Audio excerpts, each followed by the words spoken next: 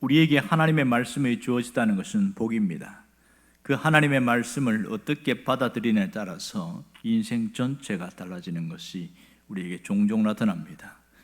사람이 살아가면서 삶의 태도는 우리의 삶에 큰 영향을 주고 있습니다. 웨인 코데이로 목사님이 쓴 책 중에 태도를 바꾸면 성공이 보인다는 그런 책이 있는데요, 그 내용에 이런 게 있습니다. 작은 태도의 차이가 큰 변화를 가져온다. 태도는 성공과 실패를 결정하고, 누군가가 사람들 간의 차이가 있는데 아주 작지만 그 차이가 실상은 거대한 변화를 가져온다는 얘기를 합니다. 예수님은 씨 뿌리는 비유를 통해서 하나님의 나라에 대한 얘기를 했습니다. 오늘은 씨를 뿌렸을 때 나타나는 그 결실에 대한 얘기를 자세하게 다루고 있습니다. 4종류의 밭이 있었지만 3종류의 밭에서는 결실을 하지 못하고 하나의 밭에서만 결실이 맺어졌습니다.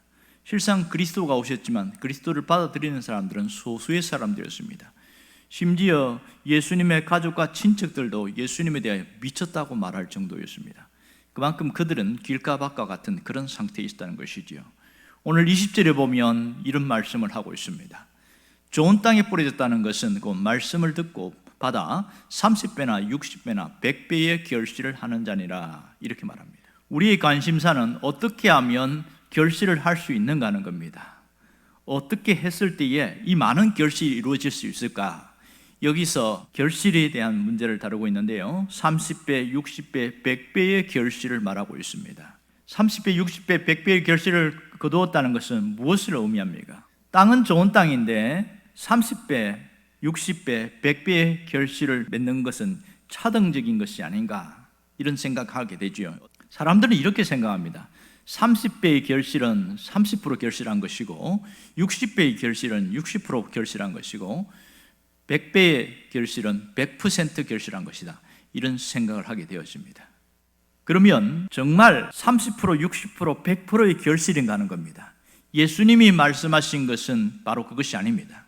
예수님은 당시 사람들이 수에 대한 강조법을 사용하셨는데 자주 언급한 그들의 말들을 가지고 온 겁니다. 30배도 100%이고 60배도 100%이고 100배도 100%다, 이것을 이야기하고 있습니다. 여기서 100%의 결실은 바로 하나님의 말씀의 능력을 강조하고 있습니다.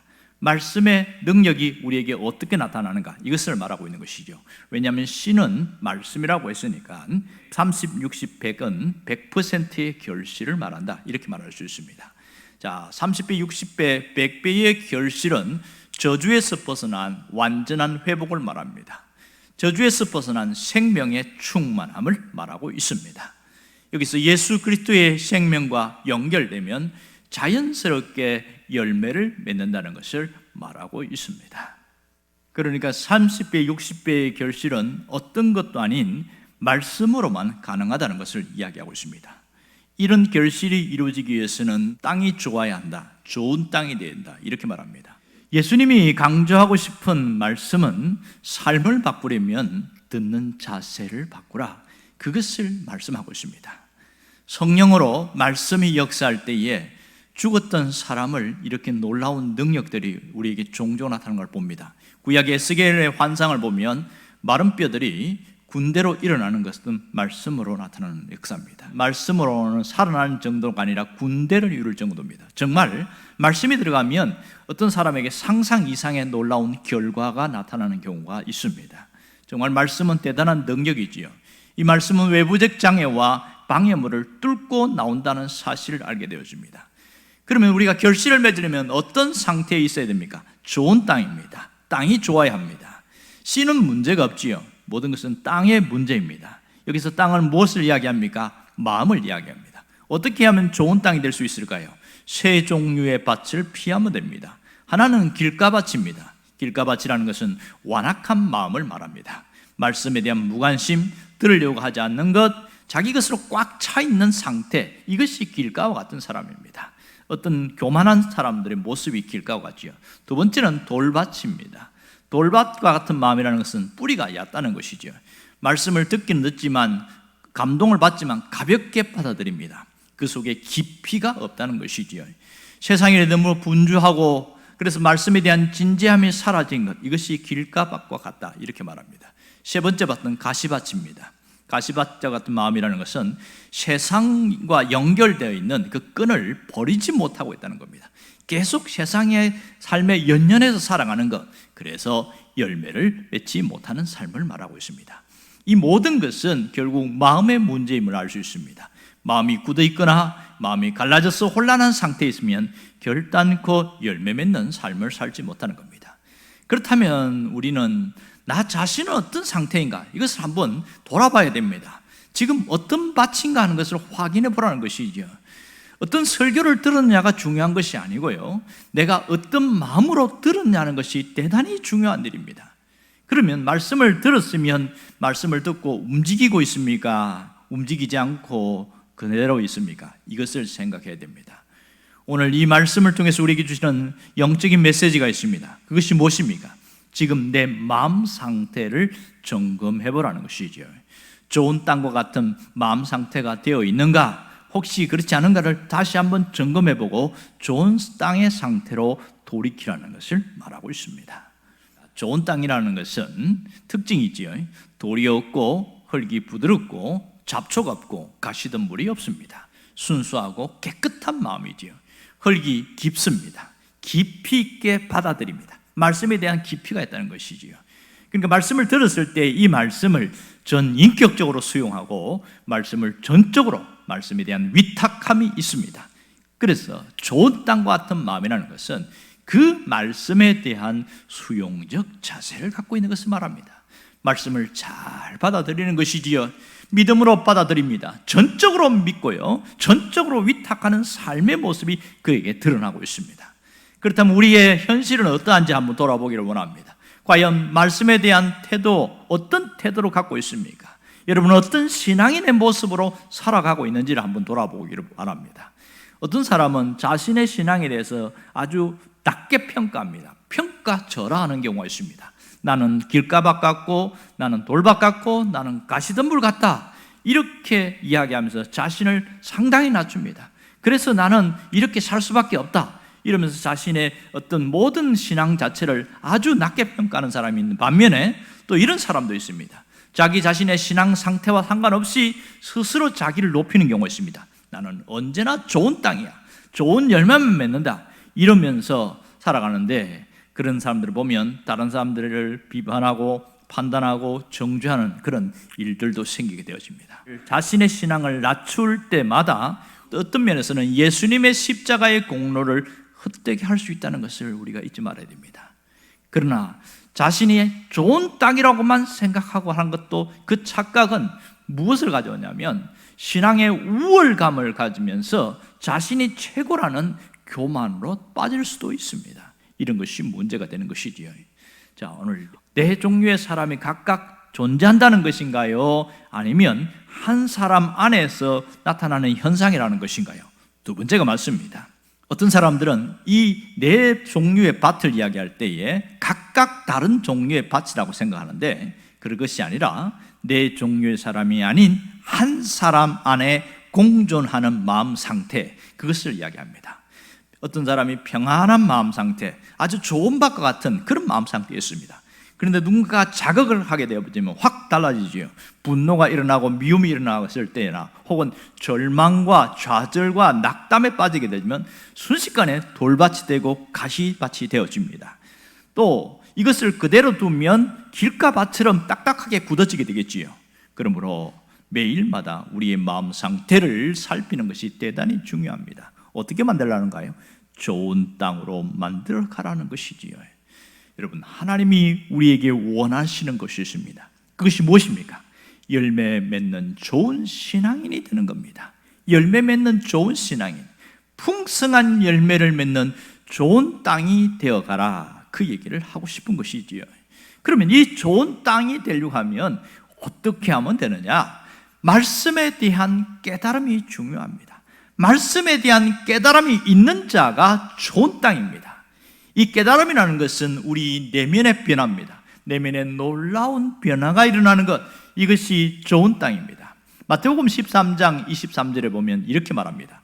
좋은 땅에 뿌려졌다는 것은 말씀을 듣고 깨닫는 자니 결실하여 어떤 것은 100배, 어떤 것은 60배, 어떤 것은 30배가 되느니라 하시니라, 이렇게 말합니다.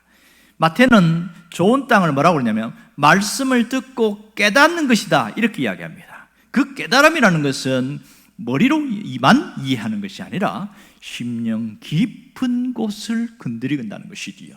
이 깨달음은 내 삶의 변화가 일어난다는 걸 말합니다. 깨달음이 없는 자들은 되는 대로 삽니다. 자기 살고 싶은 대로 살아가는 것이지요.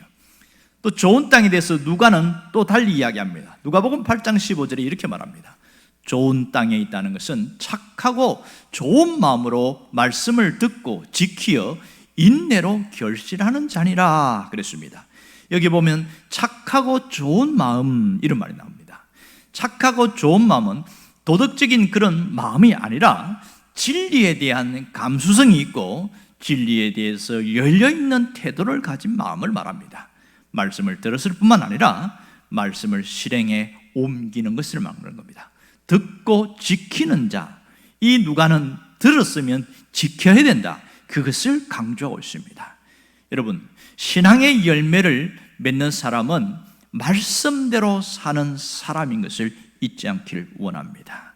말씀대로 사는 사람이 최고의 신앙인이고 순종하는 사람입니다. 순종의 자세, 이것이 듣고 지키는 사람의 모습입니다. 마태복음 7장 24절에는 이렇게 이야기합니다. 그러므로 누구든지 나의 이 말을 듣고 행하는 자는 그 집을 반석 위에 지은 지혜로운 사람 같으니 그랬습니다. 예수님이 산상수훈의 마지막에 끝을 맺으면서 말씀을 듣고 지키는 자, 순종하는 자가 가장 지혜로운 자다, 이 얘기를 합니다. 여러분, 실천이 없는 것은 공허함으로 끝나고 메아리로 끝날 수밖에 없습니다. 실천이 없는 삶은 신앙생활에 활력이 없습니다. 말씀을 아무리 들어도 그것이 실천이 되지 않을 때는 그것은 공연물과 같다, 이렇게 말합니다. 그러나 말씀을 들었을 때 내 삶에 적용되면 놀라운 활력이 있고 기쁨이 있고 샘솟는 능력이 나타납니다. 작은 몸부림이 있지요. 말씀을 잘 들어야 됩니다. 말씀을 잘 들으면 다는 것은 내 이해를 넘어서 그 말씀이 내 안에 피가 되고 살이 되는 것을 말하고 있습니다. 그리스도의 인격이 나를 사로잡는 것, 그것이 말씀을 잘 듣는다는 겁니다. 유명한 어거스틴을 아시지요? 이 어거스틴이 어느 날 옆에 있는 아이들이 노래를 부르는 소리를 들었습니다. 담장 밖에서 듣는 노래 소리가 톨레레게 톨레레게 이렇게 노래 불렀어요. 그 말은 라틴어로 집어서 읽어라, 이런 뜻이거든요. 그래서 어거스틴이 급하게 서재에 가서 성경을 탁 펴서 읽었는데 로마서 13장 14절이 나오는 거예요. 로마서 13장 14절에 이렇게 나옵니다. 오직 주 예수 그리스도로 옷 입고 정욕을 위하여 육신의 일을 도모하지 말라. 이 어거스틴이 여기에서 굉장한 충격을 받았습니다. 하나님의 은혜가 그것에 급속하게 밀려오기 시작하면서 은혜의 본물이 터졌죠. 쉽게 말하면 은혜의 급습이 일어났습니다. 거부할 수 없는 이 하나님의 은혜가 그 속에 머물기 시작했습니다. 그러면서 그가 그리스도께서 그의 인생 전체를 사로잡았습니다. 그때부터 그는 놀라운 변화가 생기기 시작합니다. 유명한 어거스틴이 된 것은 바로 이 말씀에 대한 뜨거움과 말씀에 대한 실천으로 자신의 과거의 삶을 모두 청산했던 것이죠. 말씀은 인생 전체를 완전히 바꾸어 놓습니다. 어거스틴만 그런 것이 아니라 우리도 마찬가지죠. 말씀이 내 안에 사로잡히게 되고 말씀 안에 내가 들어가게 되어지면 우리의 인생이 달라지게 되어집니다. 여러분, 말씀은 반드시 결실로 맺어진다는 사실입니다. 여기서 결실이라는 것은 성품의 변화를 말합니다. 결실은 성품의 변화로 나타납니다. 성품의 변화는 그리스도의 형상에 회복되어지는 것, 이것이 성품의 변화입니다. 그리스도의 형상이 드러난다는 것은 우리 안에서 하나님이 만드신 새로운 성품들이 온전히 회복되는 것, 변화가 일어나는 것을 말합니다. 이것을 성경에서는 성령의 열매다, 신앙의 열매는 성령의 열매로 나타난다, 이 얘기를 하고 있습니다.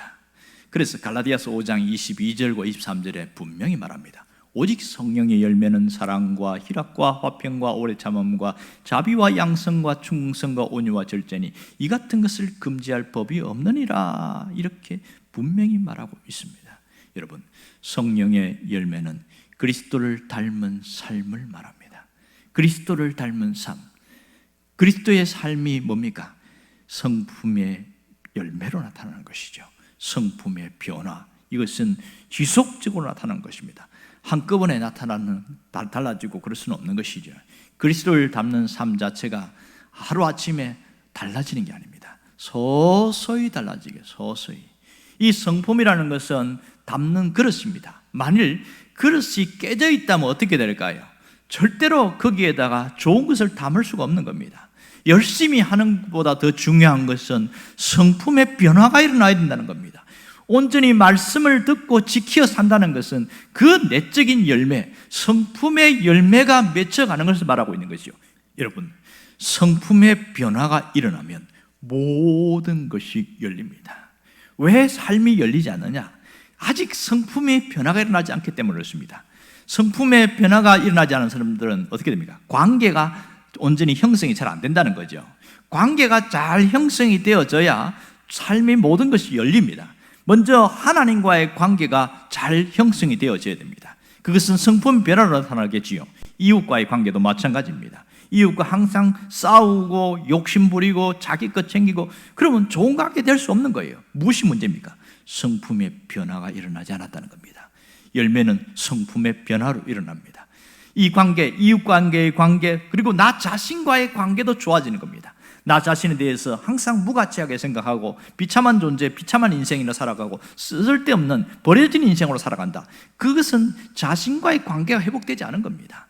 이 관계의 회복, 성품의 변화를 통하여 일어난다는 겁니다. 삶이 이럴 때에 역동적으로 바뀌게 되어지고 좋은 능력이 생기고 기쁨과 의욕이 충만해집니다. 반대로 관계가 꼬이면 그 삶에 기쁨이 없습니다. 의욕도 없습니다. 살아갈 맛을 잃어버리게 되어집니다. 오늘 하나님은 우리가 열매 맺고 결실하는 자가 되기를 원합니다. 이 결실은 결국은 영혼의 회복으로 일어납니다. 말씀의 능력을 통해서 하나님의 나라가 확장되어지는 그런 일로 나타납니다. 이것이 나 한 사람의 영혼의 회복뿐만 아니라 옆에 있는 이웃 사람들의 영혼의 회복이라는 하나님 나라의 확장입니다. 하나님 나라가 갈수록 넓혀지고 커지게 되면서 그리스도의 재림을 준비하게 되겠지요.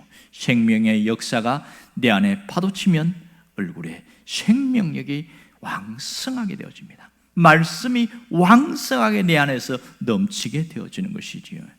우리가 어떻게 살아야 합니까? 이런 좋은 땅, 열매 맺는 신앙으로 살기 위해서 어떤 마음 중심을 가지고 살아야 하느냐는 겁니다.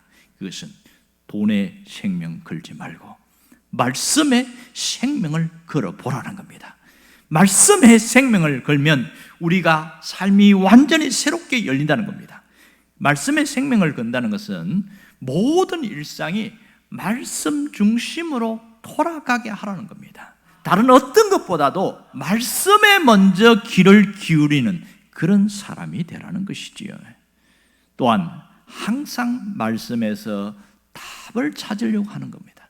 기도를 해도 말씀에 응답을 받는 그런 습관을 가진 것을 얘기하고 있습니다. 여러분, 말씀을 통해서 하나님의 음성을 듣는 훈련을 하고 내 삶의 모든 구조, 체계가 말씀 중심으로 달라질 수 있기를 바랍니다. 결국 우리의 인생은 말씀과의 관계에서 모든 것이 결정된다는 사실입니다. 여러분이 이 말씀 안에 머물기만 하면 내 삶의 놀라운 열매들이 갈수록 열려진다는 것을 잊지 않기를 주의 이름으로 축원합니다. 기도하겠습니다.